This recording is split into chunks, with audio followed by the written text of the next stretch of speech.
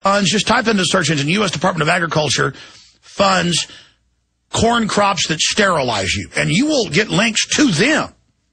Oh, but they wouldn't hurt us. I'm sorry. Let's go back to the cannibalism. The report has revealed as that recently as the 18th century. No, this didn't stop. British royalty swallowed parts of the human body. The author adds that this was not a practice reserved to monarchs, but was widespread among the well-to-do in Europe. They've always been predators. They see you as animals. See, let me explain how this works, okay? Let me explain how this works. If you're a new listener and you hear me say that DynCorp and Halliburton it's been admitted in congressional hearings and major newspapers in the country, are running giant white slavery rings, including women and children. That means sex slavery. I always get emails saying, well, don't you care about black slavery? White slavery is sexual slavery. It's like white ops, black ops. It's a name, nothing to do with black people. People can't even think in this country because of political correctness. Oh, you don't want socialist health care? You're a racist. You're like, what does that have to do with reality? We don't care. We're brainwashed idiots. Side issue. Let me explain how this works. I've been talking about DynCorp and Halliburton and other globalist defense contractors and the UN for 16 years running white slavery worldwide because it's in the BBC. It's in the Associated Press. It just doesn't become the big nightly news item. So, yes, I have been driven crazy to a certain extent by knowing this evil's going on, knowing that the royals drink blood, knowing that Al Gore, it came out in major news back in '99, flies around with a refrigerator full of blood of different blood types. They say, well, it's in case he gets shot, he has blood with him. Well, it's a bunch of different blood types. I know that the royalty has people that wipe their hind ends. And it's actually on the record, but people can't believe reality. I know that there is a practice in Europe still ongoing and a practice by the communist Chinese. Elites have always eaten man flesh. That's why they believe they're the elites. If you go back to the Aztecs, the number one way, this is on record, mainline anthropology, archaeology, the main way the priest class that ruled the Mesoamerican cultures, Toltec, others up to the Mayan, Aztec, the whole Mayan culture, the daily sacrifices for sunrise, for noon, for the sun setting on big holidays, they would sacrifice more than 10,000 per sacrificial city. I've been to many of them. The main way they funded the priest class was the longhams. And they would, the highest price was child meat, and they would have the daily sacrifices, and the lower priest, it would sell beneath the pyramid in the market the human flesh. Now, every culture does this. This is what happens, and image it as a centrifuge where they spin out the different parts. Here's the analogy. Take blood. They put blood in a centrifuge and they spin it, and the heavier platelets get on the outside, and the dead blood cells, and then the blood cells, and then the plasma that has the white blood cells on the outside. And that's basically what society does. Throughout history, there's always psychopaths on average for every 200 people. There's one psychopath. For every 25 to 30, depends on what statistic you look at, you have a sociopath.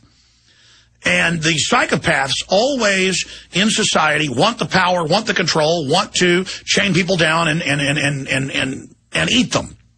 It's what they like. They are malfunctioning. They are mentally ill. There's something wrong with them. They're predators against their own species, okay? They always recruit the sociopaths, people that just don't care, only care about themselves. They don't so much enjoy killing people or ripping children's teeth out with pliers or burning people's eyes out with hot pokers or boiling people in oil or crucifying people upside down or murdering entire cities or lining a 1,000-mile Roman road with people burning at the stake. But they'll do it if they get the power. They just want a big house and, women. And they always get into power in every case, and that's why the norm, not the exception, is torture dungeons, mass executions, mass raping, slavery, death, and destruction. And that's why I call the Queen of England a disgusting demon. That's why I pull her down. We're told she's this sweet old lady. She is the progeny of European elite. And if you don't believe me, just search the term royalty bloodbaths. There's a reason they call it bloodthirsty. All these terms have a root. Transylvanian royalty, German royalty, French royalty, Dutch royalty. And it's a secret process they reportedly still engage in, but as early as just 60, 70 years ago, it was on record that they would bathe, women especially, in the blood of children. This is one of their favorite things to do. And so all elites do this. They believe it makes them beautiful. And they will slit the child's throat right there at the bathtub, pour it in. These women find it beautiful to watch the child's blood spraying out. Then they get in the blood bath.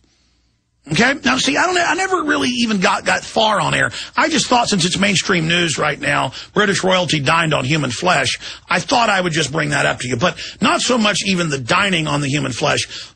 They like to split the head open and get the pituitary gland and eat it. It's the old-fashioned growth hormone. You know, the rich people today spend millions of dollars getting the scores of facelifts and Botox and liposuction and blood transfusions. And yeah, but that's for the lower-level nouveau riche. The British royalty, they like to eat the pituitary gland. And it goes on in the article that it was medical. It was so they'd live longer. But they also enjoyed the dishes. Medical cannibalism. Both Queen Mary II and her uncle, King Charles II, both took distilled human skull on their deathbeds in 1698 and 1685. But again, they did this as late as even 100 years after. Cannibalism was not only found in the New World, as often believed, but also in Europe. Well, of course it was found in Europe as well. Every culture has psychopaths. Every culture has decadent people that always want to do something new, always want to satiate themselves with something more bizarre, more insane, more disgusting. Remember the case in New York with the Rolling Stones and the black kid sacrifice and the voodoo ritual, but so many high-powered people were there that they didn't even get in trouble? You think movies like Eyes Wide Shut are fiction? No, ladies and gentlemen, Kubrick died after he refused, mysteriously died, after he refused to cut out 25 minutes of that film. He died, they cut it. And what do you have in that movie? The wealthy elite of New York going to a palace mansion and having orgies and human sacrifice. Well, this is what they do. I've been to Bohemian Grove. Okay, I just saw the opening ritual, which is a mock human sacrifice, which is an outward image of what is privately done. What do they do at Skull and Bones? ABC News was caught on video worshiping Satan, doing, quote, mock human sacrifice. That's where the elites just put their kids in these things and see which ones like it. And they go, you like doing the mock thing? You know, you've trained now in Little League. Now we're going to move you up from softball to hardball. Okay, I said I'd get to your calls, and I'll get to it. The point is the wiener stuff's nothing compared to this. If you just type into a search engine, Queen who bathed in blood, you'll get Elizabeth Bathory. She would have the court kidnap young maidens, and she thought for her beauty, and she would bathe in their blood. A countess. Wasn't she in Transylvania? That's where one of the vampire legends come from. See, all of these legends come from real places. These people aren't physical, real vampires. They're mentally ill. And of course, the ancient Greeks dealt with, quote, vampires, and they even had vampire hunting parties going around looking for the insane people that would hide out in caves during the day and come out and kidnap people during the night. In fact, what's the psychological... I ought to do a whole video on this and pull up all the data instead of, just going from memory. There's a psychological term, vampirism, where these mentally ill people think they're vampires. Let me just put that in here, right? Vampirism. Vampirism. There you go. Yep, is a sickness. And it goes over it. Yeah, here it is in the encyclopedia. It says vampirism has existed for millennia. Cultures such as the Mesopotamians, Hebrews, ancient Greeks, and Romans had to deal with people running around thinking they were vampires. And we know who these folks are. See, it's not that they're smarter or even better than us. It's that they're willing to do things that normal people wouldn't do.